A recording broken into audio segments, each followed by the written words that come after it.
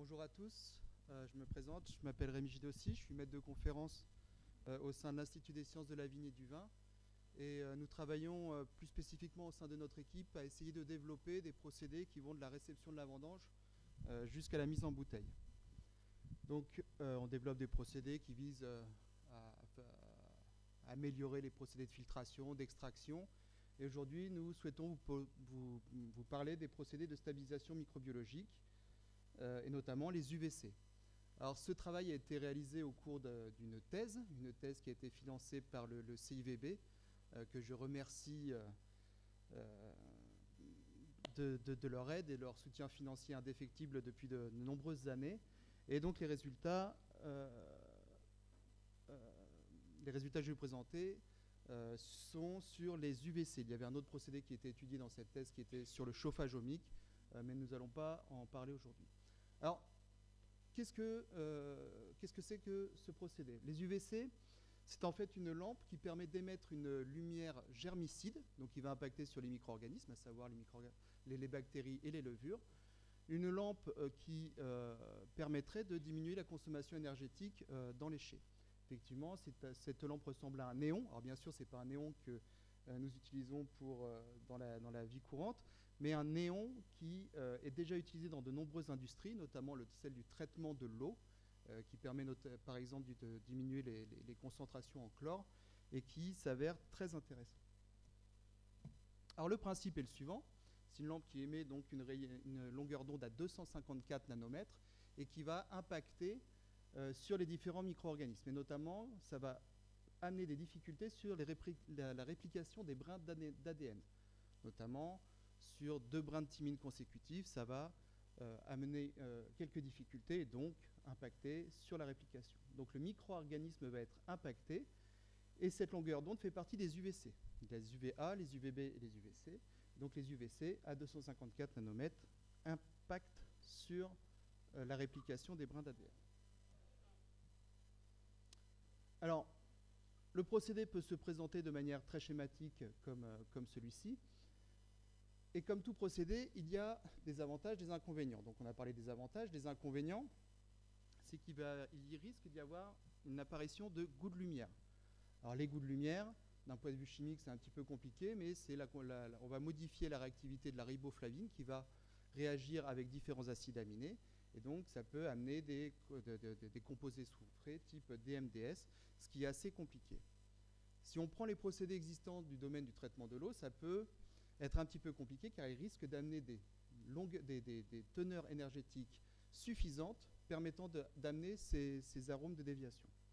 Donc, dans le domaine de l'eau, ça ne pose pas de problème car comme ici, on peut le constater en termes de transmittance, la transmittance dans l'eau est assez importante, pratiquement de 1 mètre. Donc pour faire la conservation d'eau, pour la potabilisation, ça peut être intéressant.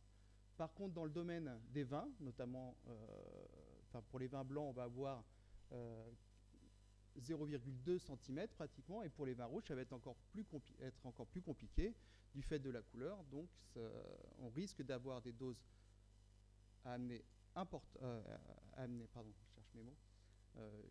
on va devoir amener des doses très importantes qui risquent donc d'amener ces déviations.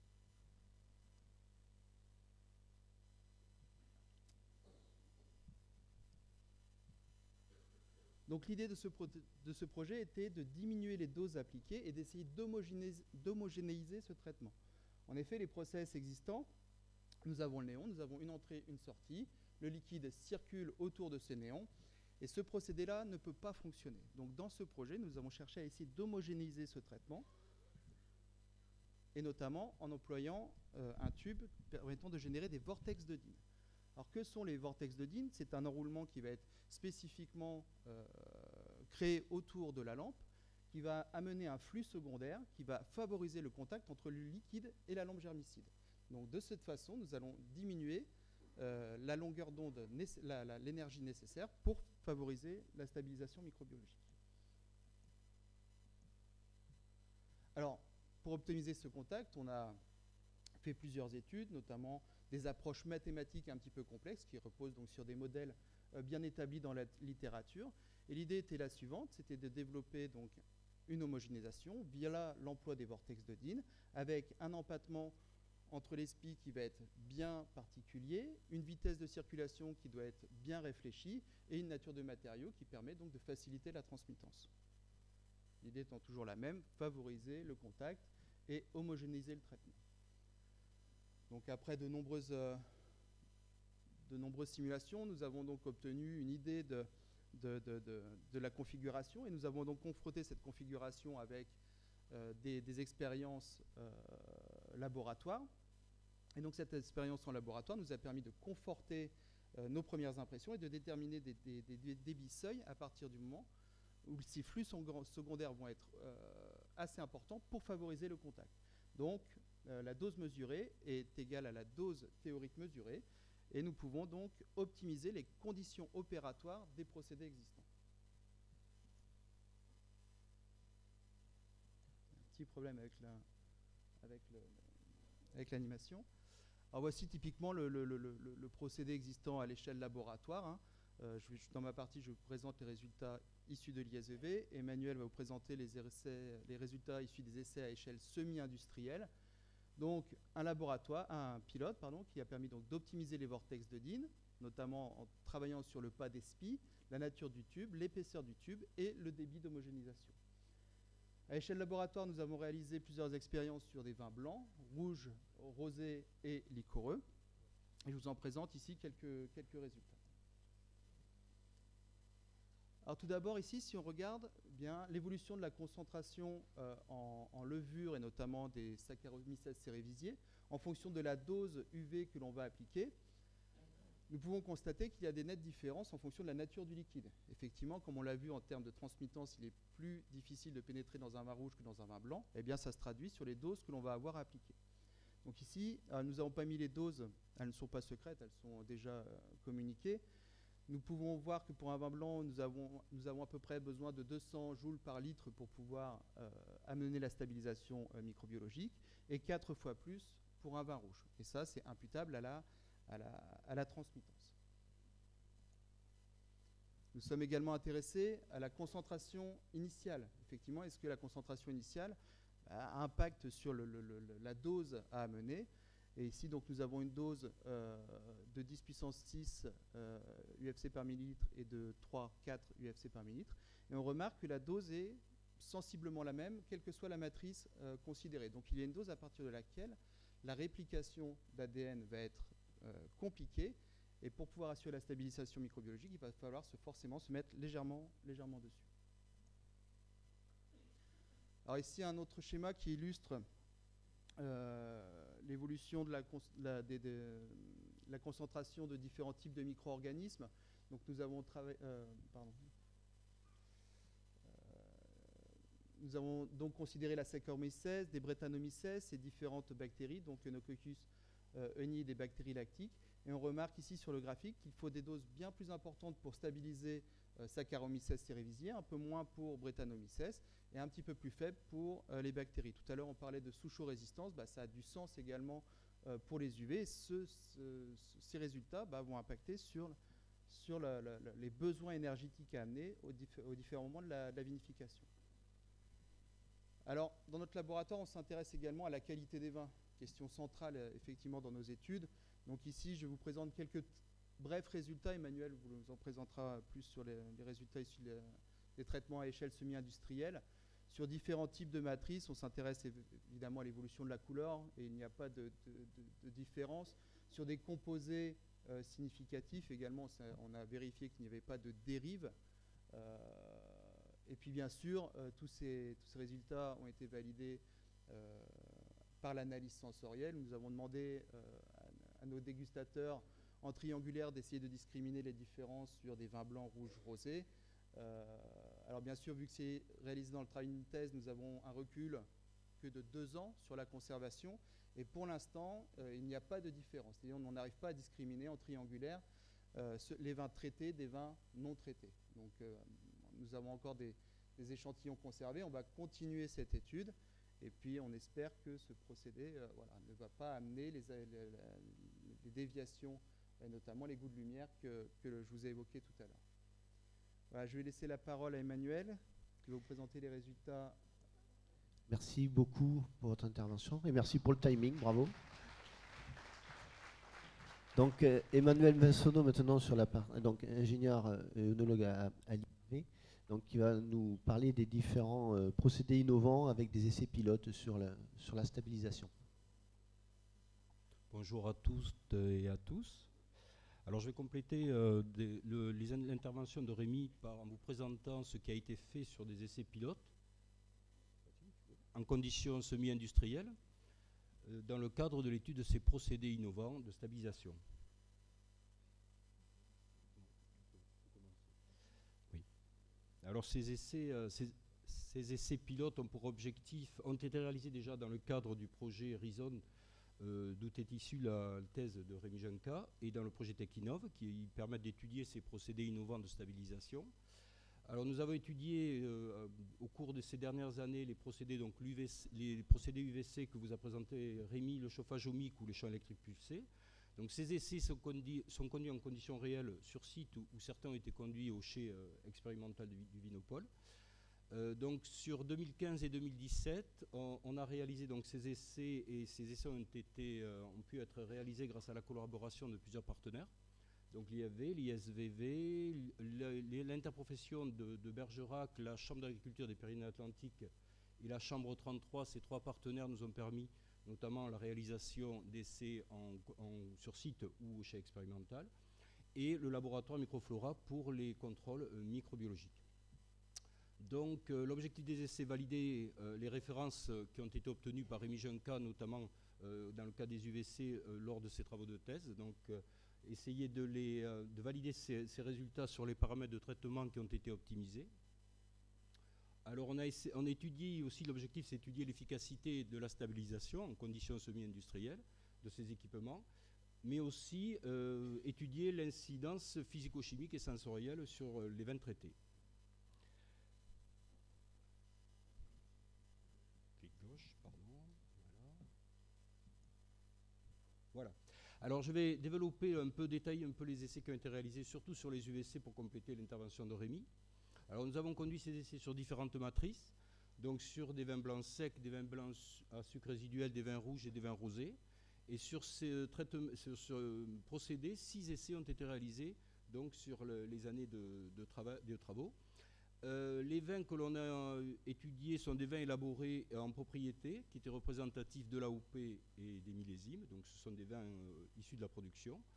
Les volumes traités étaient significatifs, pour des essais en conditions semi-industrielles de 5 hectos, et l'équipement était l'équipement pilote d'un débit de 2 hectolitres par heure, mis au point par Rémi Junca dans le cadre de sa thèse.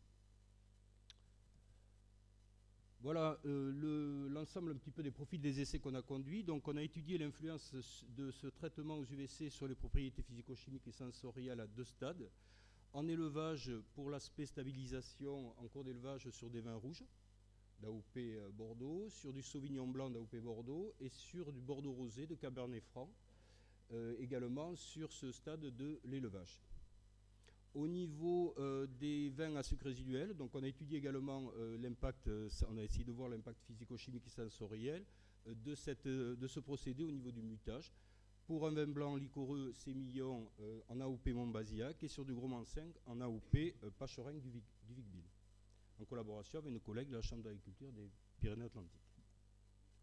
Alors, pour vous montrer un peu, comme j'ai que 10 minutes, donc je suis bavard, donc je vais essayer de vous présenter ça, d'illustrer un petit peu par un exemple pour que vous voyez un peu le niveau de résultat que l'on a obtenu. Sur un sémillon en 2015, sur la AOP Montbazillac, donc un vin de Nouvelle-Aquitaine, vous voyez le profil du vin au moment du mutage. Donc on voit que le profil du vin est relativement représentatif de 2015, avec également représentatif de l'AOP, avec un bon potentiel en alcool et en sucre, un niveau de volatile au moment du traitement qui est très correct, et un pouvoir de combinaison, d'après le taux de combinaison TL50, qui est relativement moyen, donc un vin moyennement combinant.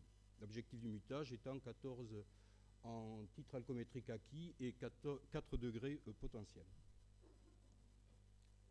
Alors sur ce vin-là, je remonte un peu le micro. Sur ce vin-là, nous avons mis en place plusieurs modalités. D'abord, 2 témoins qui ont été mutés au SO2. Donc le témoin 1 qui représente ce qui est réalisé sur la propriété cette année-là, donc à 16 grammes hecto.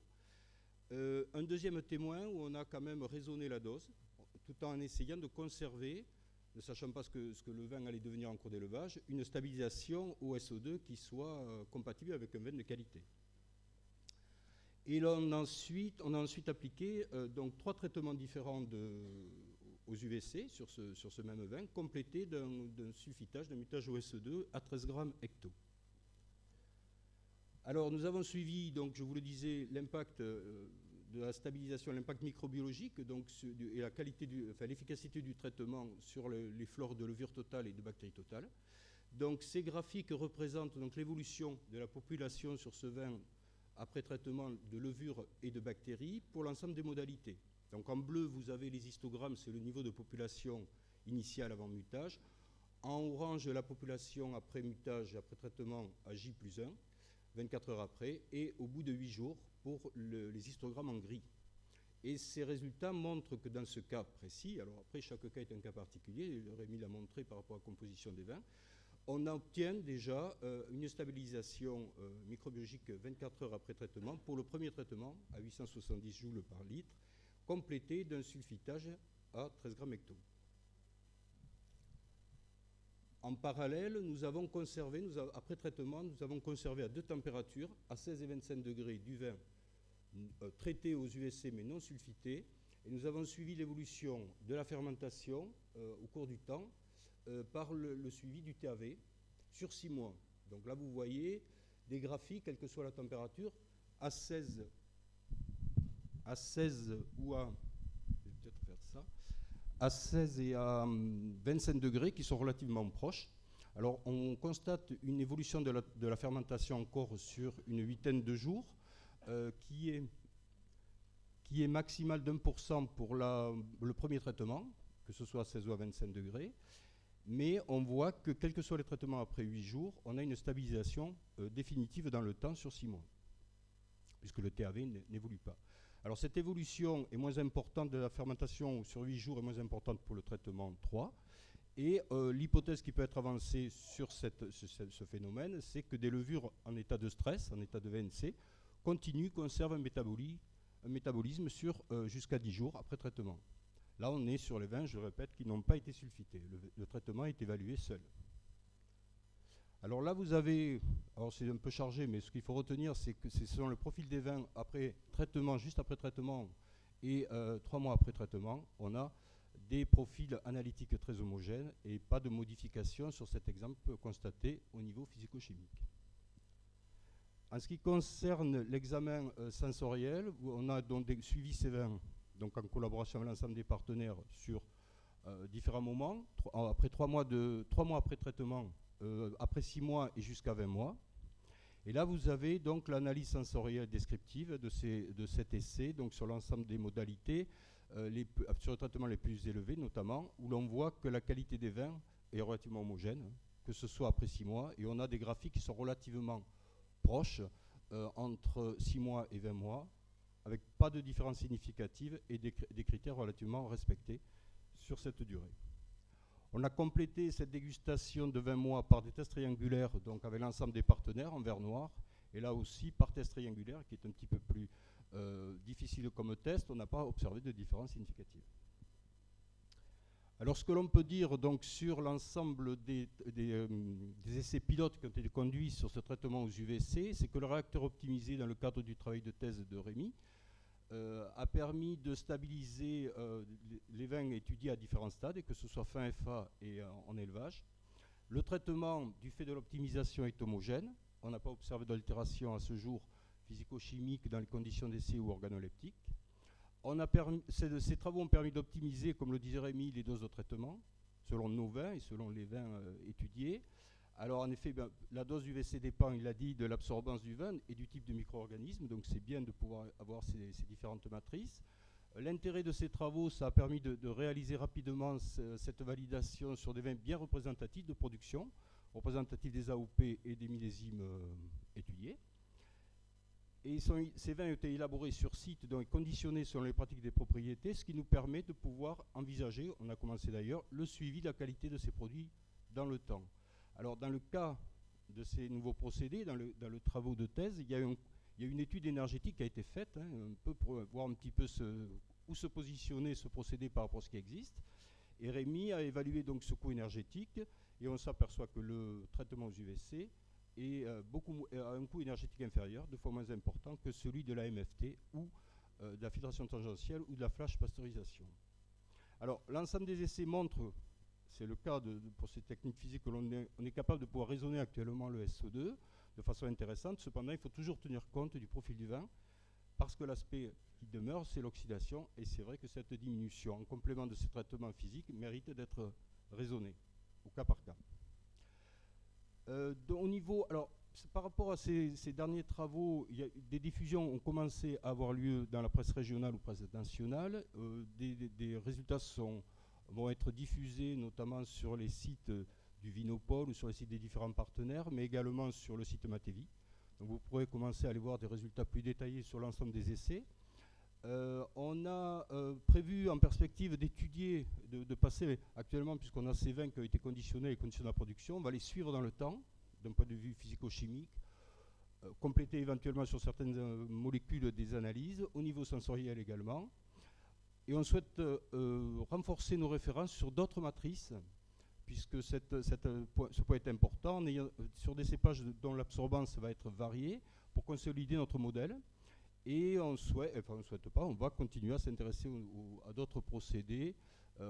Rémi en a parlé, on a commencé à travailler sur le chauffage ohmique, mais également sur la lumière pulsée. Ensuite, pour terminer, je voudrais en profiter pour remercier l'ensemble des partenaires techniques, sans qui tout ça n'aurait pas pu être réalisé. L'intérêt de ce programme et de ces travaux, ça a été la rapidité de validation sur site des références de thèse, dans des conditions de la pratique, ce qui permet d'écarter ou d'avoir des références assez rapides sur ces procédés, voir si elles présentent un intérêt pour notre filière. Et je remercie également les partenaires. Alors, dans les partenaires techniques, il y a mes collègues IEV qui travaillent avec moi depuis longtemps. Il y a tous les partenaires et des laboratoires de l'ISEV, des chambres d'agriculture et des interprofessions qui nous ont aidés. Et je remercie également les financeurs, donc le CIVB et France Agrimer qui nous accompagnent sur ces travaux. Je vous remercie. Merci de votre beaucoup. attention.